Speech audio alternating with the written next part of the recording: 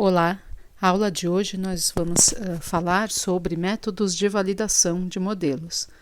Validação é a comparação dos resultados do modelo com medidas, com a realidade, né, com as medidas feitas do fenômeno que nós queremos simular. Então, a validação pode ser feita de forma subjetiva, quando nós observamos e verificamos se os resultados do modelo fazem sentido e parecem representar a realidade do fenômeno que nós estamos simulando, ou pode ser feita de forma quantitativa, né, com esses métodos, né, esses métodos que vamos mostrar hoje são alguns métodos que podemos usar para fazer uma medida, ter um valor quantitativo que nos indica, nos permite interpretar quão próximo da realidade está a simulação que nós realizamos. Então, vamos comparar aqui medidas, né, observadas com resultados simulados pelo modelo. Os métodos que nós vamos falar aqui não esgotam todas as possibilidades de métodos estatísticos de validação, mas são alguns dos métodos mais utilizados. Eles têm suas fórmulas, mas também a escolha da fórmula indica uma forma ligeiramente diferente de interpretar o resultado. Então, nós vamos falar dos métodos, vamos ver como podemos calcular esses métodos e como nós vamos interpretar os resultados obtidos com esses métodos de validação. Bom, a validação, né, nós já falamos, é verificar se os resultados produzidos pelos modelos correspondem aos resultados que se espera dos mesmos. Então, nós vamos simular, para fazer a validação, nós temos que simular uma situação já conhecida, uma situação para a qual nós temos medidas, temos observações, porque só assim nós vamos poder comparar os valores simulados com os valores observados. Os métodos de validação que nós vamos usar aqui são métodos estatísticos, né? São esses 5 métodos: o método da correlação linear, o método do erro médio quadrático e também da raiz quadrada do erro médio quadrático, em inglês é Root Mean Square Error. Vamos olhar também para o erro sistemático, que em inglês é bias. Também vamos olhar para o índice de concordância, ou no inglês Index of Agreement, IOA, e também o hit rate, que pode ser traduzido como taxa de acerto. Esses 5 métodos são complementares, inclusive muitas vezes é interessante usar mais de um método para analisar a validação do modelo, ou o quanto o modelo se aproxima das observações da realidade. O método de correlação linear, ele vai usar o mesmo método que nós usamos para fazer a regressão linear. Então, existe o índice de correlação linear, que ele verifica se há uma relação linear entre duas variáveis. Então, aqui nós queremos calcular a correlação linear entre dados observados e dados simulados ou resultados do modelo. Então, nós queremos, né, o resultado ideal é que esses dois valores, né, ou essas duas séries de dados estejam correlacionadas, apresentem uma correlação linear. Para fazer o estudo da correlação linear, é interessante primeiro fazermos um gráfico de dispersão, onde os dados observados vão estar em um dos eixos e os resultados simulados, né, no outro eixo.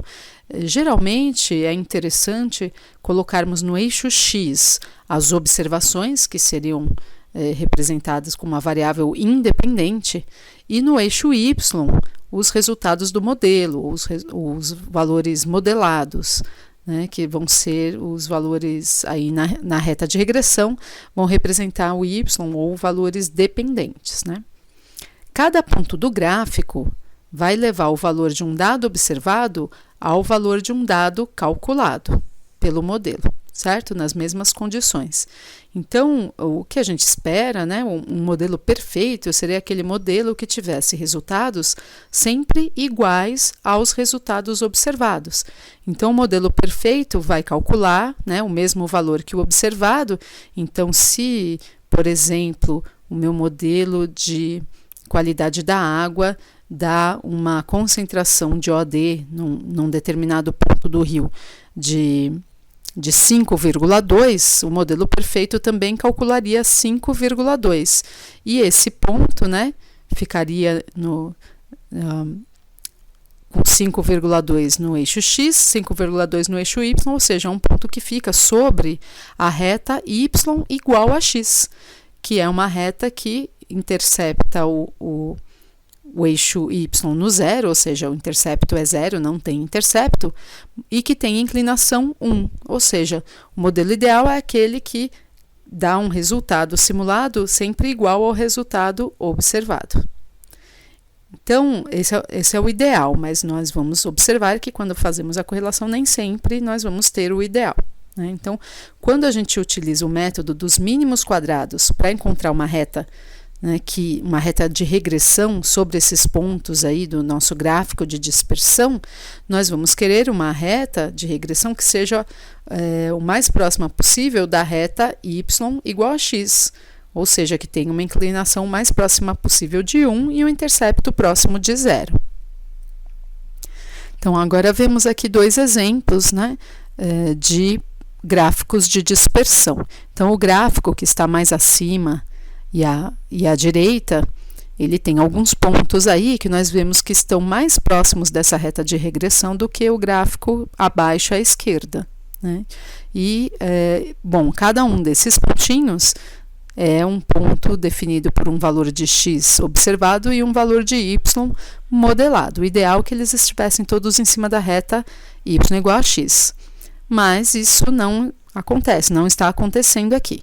Mas quando nós usamos o método dos mínimos quadrados, pedimos para a planilha calcular uma reta de regressão, nós temos esse resultado. f de x, ou y, é igual a 1,01x. Então, por mais que a inclinação não seja exatamente 1, ela é bem próxima de 1.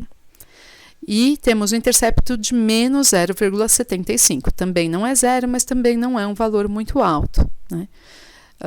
Além disso, nós temos um valor de r quadrado igual a 1, ou seja, essa reta representa praticamente 100% da variação observada aí nesses pontos do gráfico de dispersão. O que isso significa? Significa, do ponto de vista de validação, que o modelo realmente apresenta valores muito próximos dos valores observados em cada um desses pontos, né? A reta não é f de x é igual a 1x, mas é muito próxima disso. No gráfico mais à esquerda e mais abaixo, nós temos um pouco mais de diferença. Então, para alguns pontos, o valor modelado não foi muito igual ao valor observado, né? Então, tem alguns pontos que o valor modelado foi maior que o observado e tem alguns pontos que o valor modelado foi menor que o observado.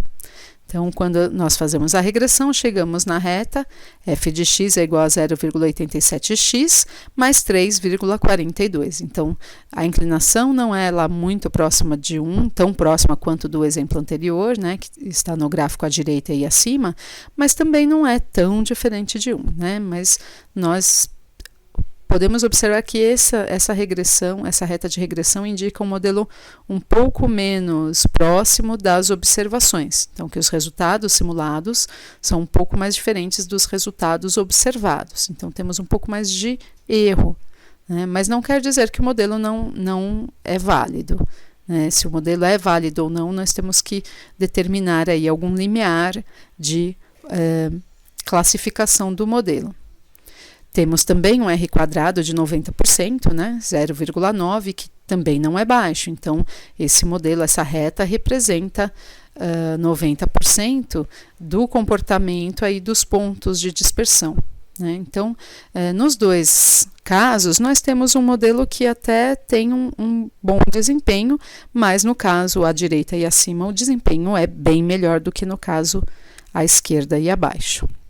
Além disso, o próprio coeficiente de correlação linear de Pearson, o R minúsculo, é uma indicação de correlação entre esses dois resultados, né? Entre as observações e os resultados do modelo. Só que nesse caso, nós queremos sempre que o coeficiente de correlação seja o mais próximo de 1 possível, mais próximo do 1 positivo. Então, quanto mais próximo de 1, mais correlacionados estão os dados observados dos dados simulados. Então, menor o erro, certo? Então, mais uma medida de correlação aí entre os dados. O próximo método é o método do erro médio quadrático, ou em inglês Mean Square Error. É uma maneira de avaliar a média do quadrado do erro, considerando o erro como a diferença entre o valor observado e o valor modelado. O erro médio quadrático é igual à soma da variância e a tendenciosidade do quadrado do valor modelado. Então, nesse erro, tanto nós temos variância, ou seja, um erro que é mais aleatório, quanto um erro que pode indicar uma tendência do modelo, uma tendenciosidade do modelo. Quanto menor o erro, ou mais próximo de zero, né, mais o modelo está se aproximando da realidade. Quanto maior o erro, né, então mais o modelo se distancia da realidade, né. Esse método, como a gente calcula a diferença entre o observado e o modelado e eleva ao quadrado, né, é um erro médio quadrático, ele acaba colocando mais peso nos erros maiores do que nos erros pequenos, né? Quando nós elevamos o erro ao quadrado, a gente coloca um peso maior para erros maiores e depois nós fazemos a média, né, dessa diferença ao quadrado. Então, nós chegamos numa média maior, mesmo que tenha alguns poucos erros grandes, a média vai ser puxada para cima. A fórmula está escrita aí, então é a somatória, né? Se eu tenho N duplinhas de comparação entre valores observados e modelados, né, para cada dupla, eu vou fazer a diferença entre a observação e a simulação, vou elevar ao quadrado e vou somar para todas as duplas essa diferença ao quadrado.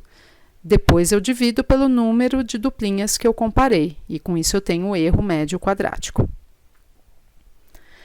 Uma outra forma de olhar para esse erro, como esse erro ele é quadrático, nós calculamos ele, mas depois tiramos a raiz quadrada. Então, chegamos na raiz quadrada do erro médio quadrático, ou Root Mean Square Error, em inglês.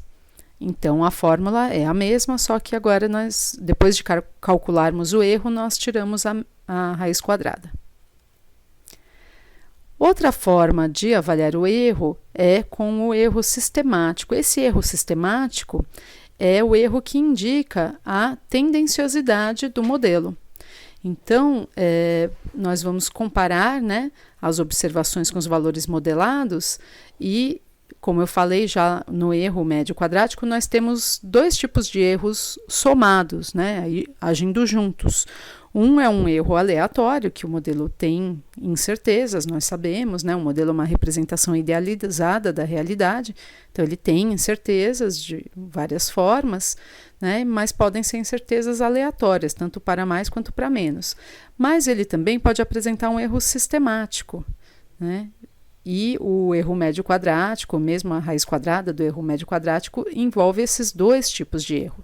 Já o erro sistemático, o bias, né, ele é um cálculo apenas da tendenciosidade do modelo, né? O cálculo dele é mais simples, aí a fórmula está mostrando que eu somo todos os valores modelados, somo todos os valores observados, faço a diferença e depois divido pelo número de valores comparados, de pares, né, de observações e simulações comparadas, né? Mas outra forma mais simples de escrever seria a média do valor modelado menos a média do valor observado. Quando nós fazemos essa conta, né, se o resultado for positivo, quer dizer que, por exemplo, para um modelo que mede temperatura do ar, nós calculamos, né, o valor modelado, a média da temperatura, e dá um valor mais alto do que a média da temperatura observada, isso quer dizer que o modelo tende a dar um resultado de temperatura maior do que o observado. Então, ele tende a superestimar essa medida, que seria a temperatura. Em outro caso, por exemplo, vamos supor que o modelo calcula a concentração de um contaminante no solo, e ao mesmo tempo eu tenho uma medida de concentração desse contaminante no solo e faço essas medidas e a simulação para diferentes instantes no tempo, e quando eu vou comparar, a média da concentração observada dá maior do que a média da concentração simulada pelo modelo. Nesse caso, quando eu fizer a diferença, eu vou ter um valor negativo. O bias, ou erro sistemático, vai ser negativo. Então, esse valor negativo indica que o modelo tende a subestimar a concentração desse poluente, né? Então, o bias é muito útil, principalmente em conjunto com outras medidas, como o erro médio quadrático, né? Mas porque o bias mostra essa tendenciosidade do modelo. Tendenciosidade é uma coisa que a gente quer eliminar, é uma coisa que para a gente olhar com cuidado e verificar se não há algum erro no modelo, ou na nossa simulação, ou no dado de entrada, né? Então, é um tipo de erro a ser examinado com cuidado.